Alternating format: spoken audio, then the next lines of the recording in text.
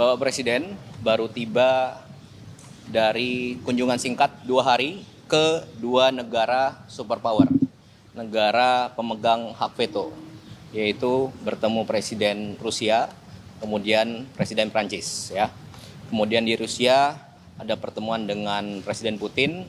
Intinya adalah peningkatan kerjasama di bidang energi jangka panjang. Kemudian Bapak Presiden menugaskan khusus Bapak Menteri SDM untuk bertemu utusan khusus Presiden Putin dan juga Menteri Energi dari Rusia. Nah, kemudian kami bergerak ke Prancis, kemudian beliau melaksanakan rapat dengan utusan khusus Presiden Putin dan Menteri, dan hasilnya beliau laporan kepada Bapak Presiden baru saja. Ya, untuk detailnya Pak Menteri SDM yang akan menjelaskan. Terima kasih Mas Eskap, teman-teman media. Alhamdulillah hari ini saya melaporkan kepada Bapak Presiden atas arahan dan perintah Bapak Presiden. Kemarin kami di Rusia untuk menindaklanjuti kesepakatan antara pemimpin dari kedua negara, dalam hal ini Presiden Prabowo sama Presiden Putin, di mana hasil-hasil kesepakatan itu adalah menyangkut dengan kerjasama jangka panjang, khususnya di bidang energi. Kita tahu bahwa konsumsi daripada BBM kita satu hari itu 1,6 juta barel per day, dan lifting kita hanya kurang lebih sekitar 600 sampai 610 ribu barel per day. Kita masih impor kurang lebih sekitar 1 juta barel per day. Di tengah kondisi global yang seperti ini, kita harus mampu mencari cadangan-cadangan minyak dari berbagai sumber. Tidak hanya di satu negara, tapi di hampir semua negara. Alhamdulillah kemarin atas arahan Bapak Presiden sudah saya bertemu dengan Menteri ESDM dan utusan khusus daripada Presiden Putin, dan kabarnya alhamdulillah cukup menggembirakan bahwa kita akan mendapat pasokan crude dari Rusia, dan juga dari pihak Rusia akan siap membangun beberapa infrastruktur yang penting dalam rangka meningkatkan cadangan dan ketahanan energi nasional kita. Selain itu kita juga melakukan komunikasi terkait dengan LPG.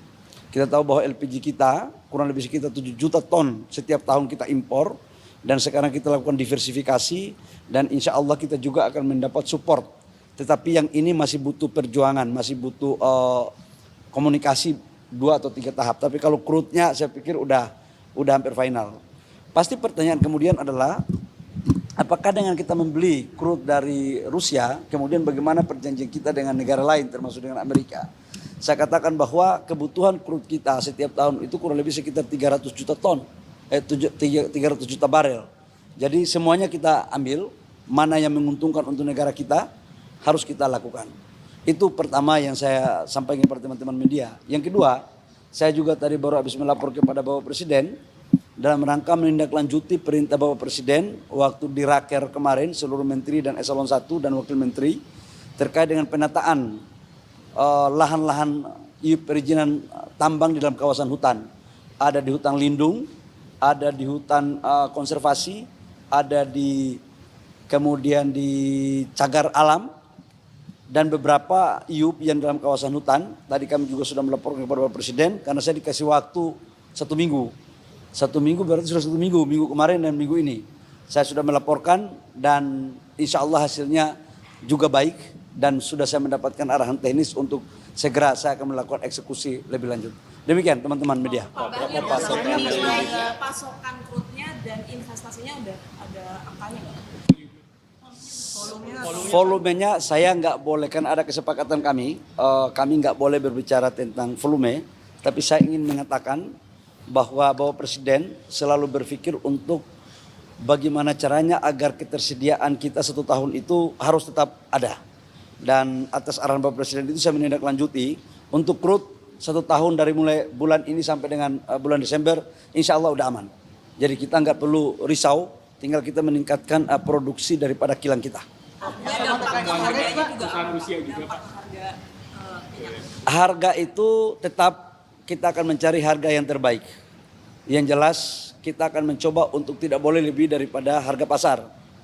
Harga di bawah pasar itu jauh lebih baik, tapi minimal sama dengan harga pasar. Dan kerjasama ini dilakukan ini dalam waktu jangka panjang ya. Jadi karena waktu kerjasama jangka panjang, jadi kita melakukan G2G, baik G2G maupun B2B, ya. Menyangkut dengan storage merupakan bagian daripada kesepakatan yang kemarin kita lakukan. Silakan. Kan selain crude sama LPG juga katanya dibahas dengan dosen itu soal pembangunan kilang minyak di Indonesia. Apakah teknisnya seperti apa sih pembangunan kilang itu dan seberapa besar kilang yang akan dibangun? Itu salah satu poin yang kemarin kita bicarakan, bahwa memang ada beberapa investasi mereka yang sudah siap untuk masuk, tetapi finalisasinya tunggu ada 1-2 putaran lagi dengan kami, khusus untuk menyangkut dengan kilang dan storage. Nanti baru kami akan sampaikan. Termasuk nilai investasinya Kalau beli itu kan trading biasa, tinggal volume dan harga pasar aja, tergantung ICP dunia kan. Tapi kalau untuk investasi kilang dan storage itu masih dalam pembahasan, angka sedikit lagi selesai.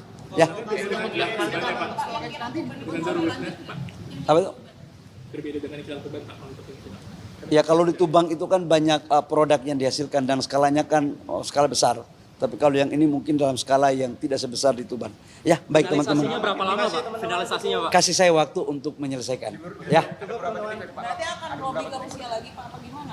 Gimana? Lobbynya akan di Rusia atau Ya nanti kita lihat lagi ya. Yang jelas pemerintah Indonesia selalu mengedepankan politik bebas aktif.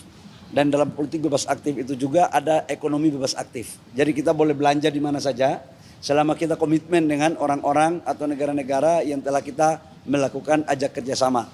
Termasuk Rusia, kemudian Afrika, Nigeria, dan lebih khusus yang kita hargai juga adalah termasuk dengan perjanjian kita dengan Amerika. Ya, makasih.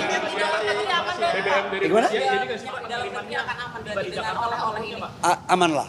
Saya sampaikan kepada publik bahwa insya Allah stok kita di atas standar minimum, baik itu solar, baik itu bensin maupun LPG.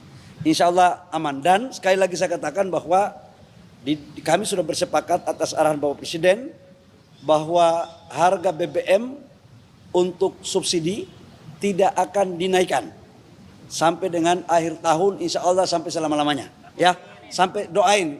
Ini kan tergantung dengan harga ICP, tapi kalau sampai dengan $100 itu sudah aman dalam APBN. Dan sekarang harga rata-rata ICP Januari sampai dengan sekarang itu tidak lebih dari $77. Jadi kita itu baru split $7. Jadi jangan sampai ada menganggapan bahwa uang kita dapat dari mana. Kita ini baru naik $7 sampai dengan sekarang yang saya ngomong ini. Ya, makasih.